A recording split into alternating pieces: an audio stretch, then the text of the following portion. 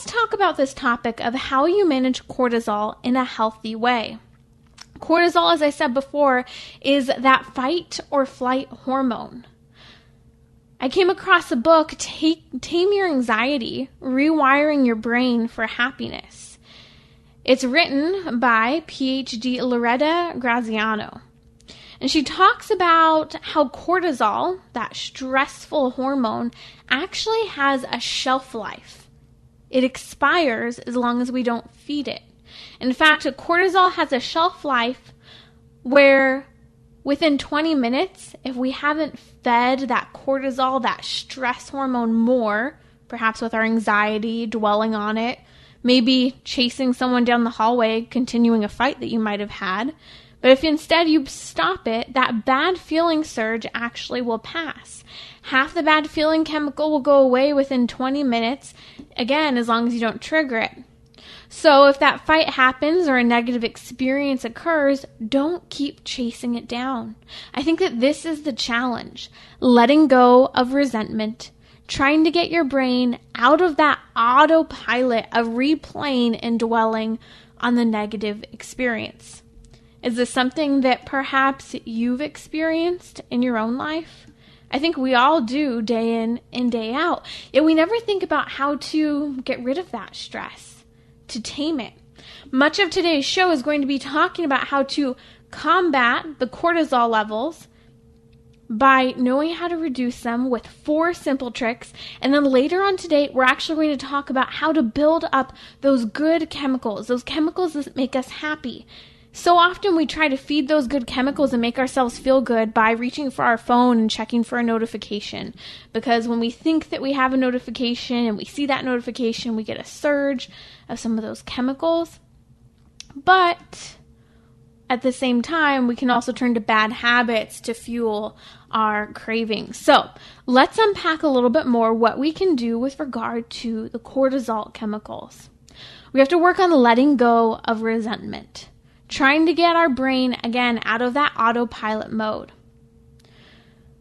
This happens really by building new habits. It's all about stress management rather than indulgence. So what do you do to cope with your stressors? Well, we've got to work on it. From a faith perspective, one of the things I can say that is so helpful is working on gratitude, especially if you're perhaps someone who tends to foster. At the end of the day, your brain's going a million miles an hour on all the issues that have become problematic throughout the day, or perhaps just the people that you're naming off one after another after another. So one of the major things recommended in this book by PhD Loretta Graziano, Tame Your Anxiety, Rewiring Your Brain for Happiness, is she actually talks about how you need to do something you like for within that 40-minute time frame when the cortisol levels can decrease, your stress hormone goes down, and you start to feel good again. We just need to get that bad feeling to go away. So some of the things that you can do are go for a walk. Just get outside. I know for me, sometimes just laying in the sun, feeling the sun on my face, on my skin, and detaching from maybe that cell phone that's been stressing me out and the conversations that have been occurring, or whatever it might be, the clutter in your house. One of the things she actually recommends for any of the musicians out there is actually engaging an instrument, playing the guitar, the piano, whatever instrument of your choice is, but taking the time because it actually engages the senses, the imagination. Your body's engaged. Same with reading and exercise. I have noticed an interesting phenomena over the last 2 or 3 years.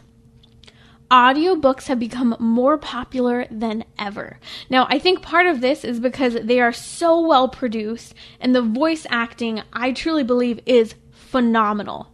I feel as if I'm watching a movie sometimes when I'm listening to an audiobook. Perhaps listening to an audiobook could be one of those things that helps you to kind of get your mind off of what's happening, but not just stay zoned out in front of a screen. Not that we should indulge to a fault, because it has become a trend that people are just plugging through those audiobooks the same way you might binge watch a television show. Perhaps you're an artist, you can draw, you can paint, go lift weights, chop some wood, it's getting cold. Perhaps you love to knit. Or it could even be that you want to plan a vacation, and planning your next vacation could be your coping mechanism, even if that vacation is a few months away. We'll talk a little bit later, actually, about how dancing, even just that random dancing you do around your house, in the shower, can help reduce anxiety as well. One of the tips that's also given about reducing your cortisol levels, that anxiety, is perhaps it's happening right at the end of the night and you're starting to think about all of the things that are bothering you. Have you ever thought about just going to bed rather than staying up and thinking about them? That was actually one of the simplest tactics that was used within this book. Sometimes we just need rest to reset, and that sleep can be just the thing we need to let our chemicals in our brain boost us back up rather than staying on that plane of being let down with the cortisol. But it's key here that we don't become reliant on distractions, but rather engage the body and the mind. A lot of our coping mechanisms and recovery from those bad cortisol levels are really just distractions rather than good coping. We want to work on skills and little joys over distractions. So here's my question for you. Do you acknowledge your skills and abilities? We're going to post this on social media. So here's the question. When stressed, what skills, talents, or hobbies do you turn to? In fight or flight mode, we need an awareness of our skills and our abilities to meet our needs. So this is something we need to think through before we're in that animal-like instinct reaction. In fact, you can even help others recognize their own skills and hobbies.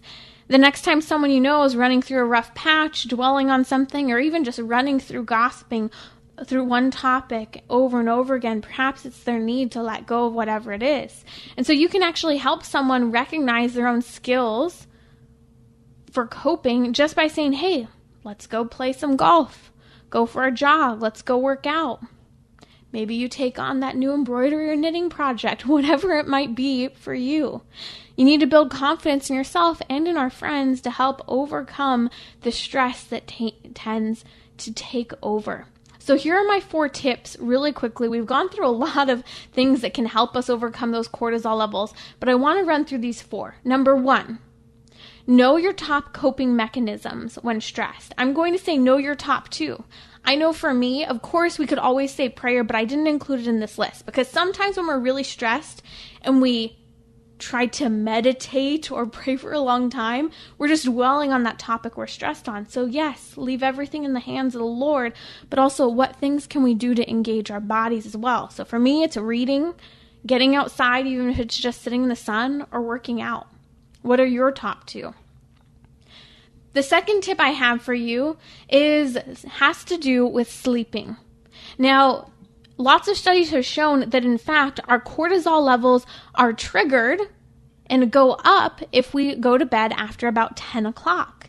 In fact, our body has this natural pattern where it's working towards sleep, but if we pass that time where the body's trying to go to sleep, our body starts to kick into that fight or flight hormone of cortisol, and we have a more difficult time sleeping. So the later you go to bed, the more stressed you are, and the more difficult it is to sleep, and you don't get as good sleep.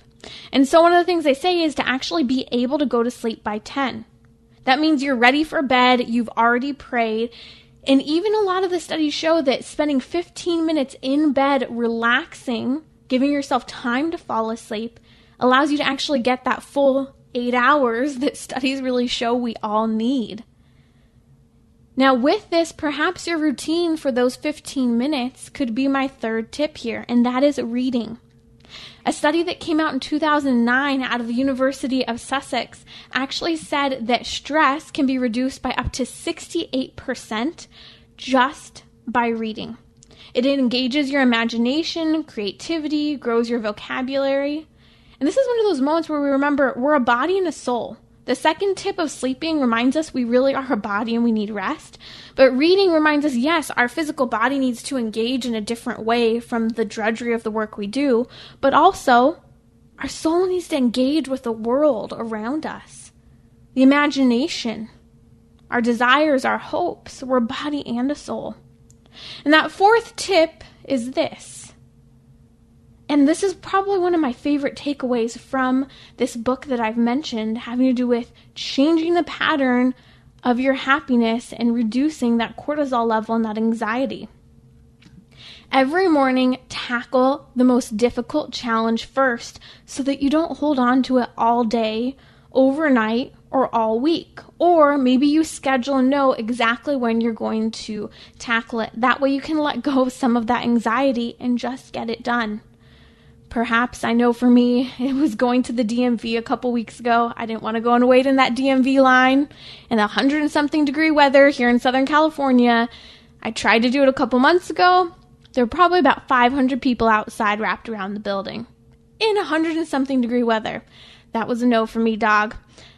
I waited a couple months. It hung over my head, though. That's one of those things where we just need to plan a little bit better. Maybe it's the paperwork piling up on your desk. I know I have a junk pile sitting right next to me right now that I dread going through, yet once I finally go through it, it was so simple, and it was such a different task than staring at my computer for hours at a time while I work. So it really wasn't that bad. I just needed to schedule the time to get it done.